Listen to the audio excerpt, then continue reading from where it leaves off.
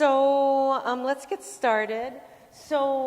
Here's a bit of my life. I'm over, how do you do, is this the thing to do it? Yeah.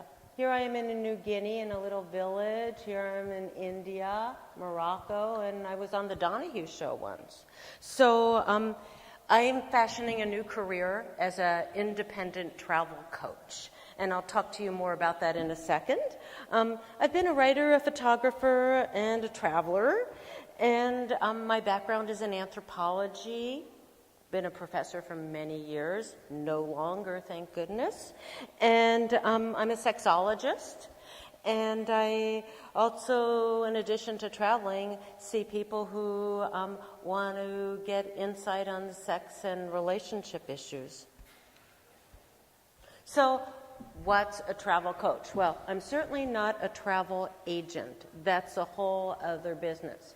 More, what I'm doing is I'm empowering you as a potential traveler to navigate today's travel scene.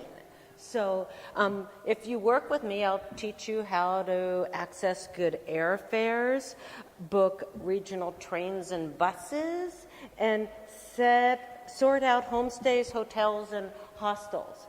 And more than anything, to become an engaged traveler and not a tourist. So let's keep going. So what's engaged travel? Well, basically, as an anthropologist, that's what I always have done, and largely it's what I was endeavoring to get my students to do, and some of them did it. So basically, as a traveler, you are encouraged to live like a local. So rather than staying in a 10-star, 5-star hotel, you stay in a neighborhood.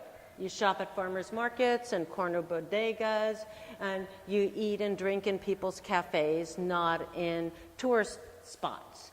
And you engage in regional activities. You go to local concerts, art openings, street fairs, parties, and absorb the worldview of locals.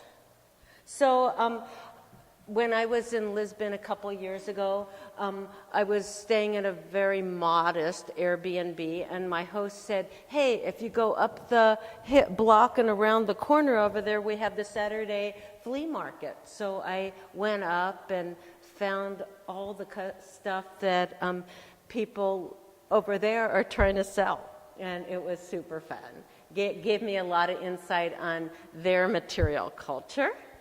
And just last weekend, I was staying with a friend in Philadelphia, and rather than doing the tourist thing, she said, why don't you come out and hear this friend of mine who's doing a concert in the park? And it was a much more chill concert than we usually have in LA, in the park, and it was a lot of fun. So what about tourist stuff? Well, yeah, many people, if you're in Rome, you do want to see tourist things too.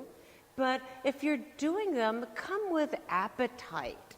Ask questions. Try to figure out why these things are, not just have a tour guide give you a spiel in broken English and think you're going to understand it. So really prepare, study and explore on your own. And one of the things I've recently started doing is the free walking tours. And these are available in a number of different cities. They're in New York, they're in Chicago, they're all over Europe. And local people run them, and you can give them a tip, but there's no charge. And they often clue you into the things that mainstream tour guides don't even think about. And, if you want to see, big events and stuff like getting into the Colosseum in Rome or something, book things online and in advance, and don't stand in long queues. So here's the free walking tour in Athens. This woman was amazing. She was originally from South Africa. She went to Greece and stayed. She fell in love with somebody, had a family, and she's has this inside-outside view of what's going on in Athens and clued me in on all kinds of things I would have never thought about. And just a great tour. And just last weekend, I was on the Bushwick graffiti art tour in Brooklyn. And this guy is an art student, a graffiti artist, art analyst and historian, gave us amazing insights on linkages between Instagram and the wall paintings and what's going and who's been doing what and how new people insert themselves into the scene and the connections between the fine art world and the graffiti art world. Just amazing and free. So I started thinking about, why do people want to do tour stuff? A lot of you are involved in things like virtual reality, and you would probably say that, you could have a deeper experience in terms of art and monuments and museums by exploring it that way, rather than by having to physically go there. And so it's like, why do people want to go there? Why do they want, or you watch a really good National Geographic documentary, why go to that thing? Well, people want to take their selfies. And they want to walk through it themselves. They want to see it, feel it, sense it, taste it, and certainly eat it and drink it. So there's reasons for that. So here's the Michelangelo's Pieta in the Vatican Museum, and everybody has to take their own picture, though of course there's better pictures on Google Images. And here I am in Pompeii. Yeah, it felt different being there. There was something about seeing how big the place was and walking every little step and feeling how it was back when Pompeii was a very alive city. So if you're in a tourist place, how do you break off? Well, walk down side streets, eat in hole-in-the-wall places, use the local buses and subways. Go on Facebook and look for local events that locals are attending. Do Couchsurfing or stay with an Airbnb host who does hands-on hosting, not just renting out a space and giving you the combination lock to get in. And join your host in their routine. Or go hiking or jogging in local parks. Feel it like the locals live it. So I was just in Manhattan last weekend, and the friend I was staying with said, "You're going to Folsom Street East." And so fantastic BDSM queer street fair. And it was so fun. And backstreet cafes. When we were in Corfu a couple months ago, we heard about this very cool little village and had dinner on the street there. So much better than the tourist places. And I've done a lot of Airbnb, both as a host and as a traveler. Became really close with this woman who was my host in Merida. And so, okay, let's talk about how to build an itinerary to do all this stuff. So typically, unless you're like the guy who's in Florence and who doesn't know when he's coming back, many travelers do want to plan when they're coming back. So decide on your departure date and your arrival date. And you don't have to do a round-trip ticket on one airline. You can mix and match, use different things, do open jaw. You can buy tickets with miles, or if you don't have miles, buy them with cash. And one of the things is you can certainly use travel consultants or consolidators to get really good prices on tickets. And if you're going to a long-distance place, give yourself time to adjust with jet lag, and if you're going to a high-altitude place as well. So one of the things I've discovered is try to give yourself a lot of time wherever you are. Don't be rushed. The slower you travel, the deeper you get and the more you see. And book regional transit,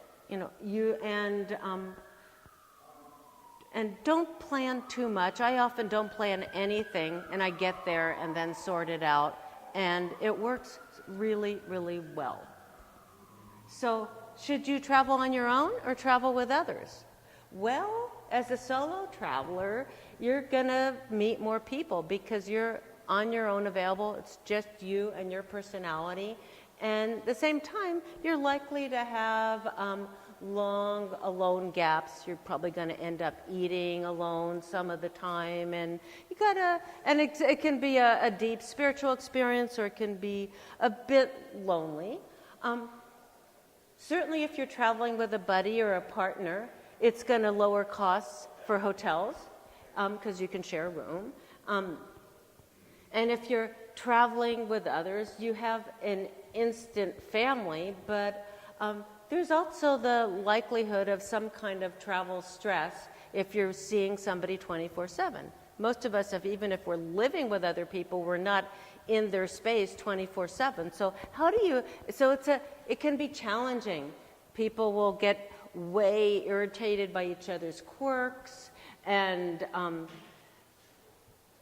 otherwise good friendships could completely blow up over things that happen on the road. And it's also, as I've discovered, really challenging to find somebody who has the same stamina, interests, and appetites. So one of the things that may be necessary is to make agreements to give each other time to wander, read, sleep on your own. So here I am with a travel buddy in Coba in the Yucatan, really fun ruin site where when you get there you rent bikes and bike to the different pieces of Coba, and we had a great time doing that. And here I am on my own, taking a selfie from the aerial skyway in Lisbon. Great view, super fun on my own. So how do you travel to challenge your worldview? Well, there's a lot of different pieces of this. There's different foods, tastes, colors, seasonings, smells, and different ways of getting around. In Venice, we were on vaporatos, which are water taxi or water buses, water taxis, gondolas.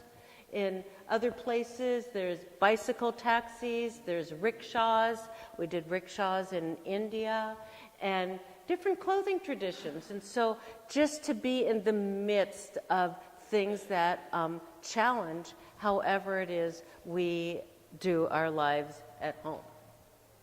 So as a very young anthropologist in my early 20s, I lived in a little Mayan village in the Yucatan. And I just returned to see the people who I lived with. And it was a total surprise for them. And we were all in tears. And so really deep, long friendships happened from this. And oops. So how to book cheap flights?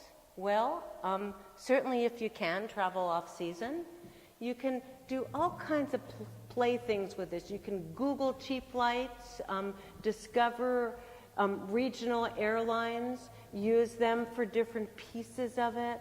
And some of these airlines can be just fantastic, but you have to be really careful. Some of them have really long layovers. So I was just helping a friend sort out how to book a flight between LAX and Lima, Peru, and we found these two airlines that had really good prices. Problem with Interjet is they had a 30-hour flight with a really long layover, and LATA had a flight that was just direct in 8 hours. So think about it. You may not want to save $50 and sleep in the airport. Sometimes there's certain days of the week that may be cheaper. There's some thinking about booking on Tuesdays as being the best day to book. As I mentioned before, there's air ticket consolidators, and these are specialists who are travel agents who know flights that you may not be able to find online. And they're really good to work with for long-haul flights. I've gotten great prices for tickets to India, tickets to Borneo, tickets to Papua New Guinea using these people. And there's lots of credit card deals. There's a couple current ones where if you sign up for a card, that if you haven't had it for that card for a couple years, you can get 50,000 miles if you sign up for that card and spend a certain amount of money. And certainly there's different travel days and times and dates and stuff that can give you a lot cheaper airfare. And what about cheap trains? Well, don't use the tourist sites for that. Don't use RussianRail.com, but book on the Russian sites. If there's not a translator toggle, get a Russian-speaking friend to sort it out for you. I did that, got really good prices. Now, TripAdvisor is a horrible site to use to actually make the bookings, but it's a really good site to get ideas and information.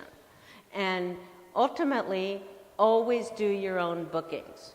And if you can qualify for senior or student discounts, that's great. And also, there's very different prices from different companies. I did this train ride through the Canadian Rockies, and you could book it through a commercial site and spend $10,000, or you could do Via Rail, and that's Canada's main rail line, and do it for $100.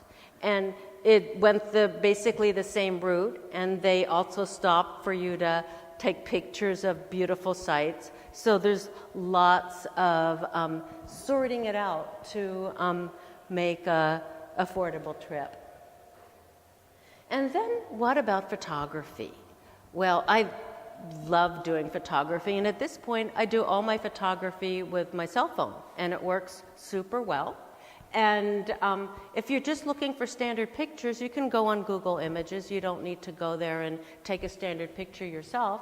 But if you're there, take a cool picture, an amazing picture. Use different angles, shoot in low light, and then later pull up the contrast.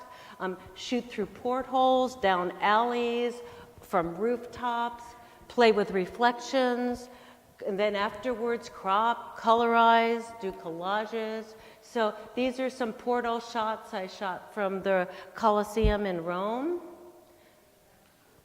And here's a shot at Burning Man where I shot it in full dust and then raised the contrast afterwards and got an amazing picture. Here I was in a remote village in Borneo, and it had rained all night, and then I was wandering around in the farmland there and noticed how much the clouds, these were not even really lakes, it's just wet land, how they created a beautiful reflection. And here's more reflections in Venice on a little canal street. And in Banff in Canada, just gorgeous hiking reflections from a hike. And what about booking hotels, hostels, and homestays? Can I keep going a couple more minutes? Do you have somebody else booked? It's okay. All right, so to start, start searching with TripAdvisor, Booking.com, Trivago, these kind of sites, and get ideas, and then go to the hotel's own site, or just call them up. Some hotels only book through their own sites, and some hotels may have availability on one site and not another, so poke around. And then think about location. So do you want to be in a certain area, close to sites and restaurants? If you do an Airbnb, they may only be in residential areas, not close to anything. How much do you want to travel to see things? So you can use Airbnb and filter with zip codes or something like downtown. And As for hostels, they're often really well located, and they're not just for young people. All kinds of people go to hostels, and some of them offer private rooms for couples and have a lot of amenities like pools and such, and bars. So here I am with my Airbnb hosts in Russia. Had a great time with them, became longtime friends. And so if you're looking on Airbnb, how do you make sense of customer reviews? Well, a lot of Airbnb guests get to know their host personally, and they'll withhold negative observations. And hosts may negotiate with their guests to give each other 5-star reviews. So they may be really unhelpful. And then as for hotels and homestays, a 5-star rating at a funky homestay doesn't mean it's a 5-star place. There was this place in Mulu National Park in Borneo that was the friendliest, sweetest homestay with cold water and a spigot for a shower, and they had better reviews than the fancy hotel, even though the fancy hotel did have hot water and all the amenities. So usually what happens with the 5-star places is that the guests expect a lot and may be very critical in their reviews. So what about Couchsurfing and Servots? Well, that's a good way to get a free place to stay. And usually something's expected, be it friendship or food or work or something. And typically, if you're accepted as a guest, the host wants to get to know you, so you have to have time to spend and socialize with the host. And solo travelers may really enjoy this. And some people are now using Couchsurfing sites more for hooking up and dating. And you have to read carefully because the host may say you're sharing their bed. So you have to say, hey, that sounds good, or not. And certainly through all of this, there's a possibility of deep, long friendships. And here I am with my Chinese Couchsurfing host who wanted me to meet all of his friends because they knew I was a sexologist and wanted to tell me all kinds of inside information. And another way of going deep is doing woofing or workaway. And here you're basically doing a trade of work for a place to stay and some food. And this could be in a hostel, a hospital, a school, or a farm. And it's really an opportunity to have an extended stay. Other possibilities are to do house sitting, and especially for people who have pets and plants, and they want somebody to take care of their place. So that's my overview of travel coaching. So if you're interested, here's how to reach me. You're welcome.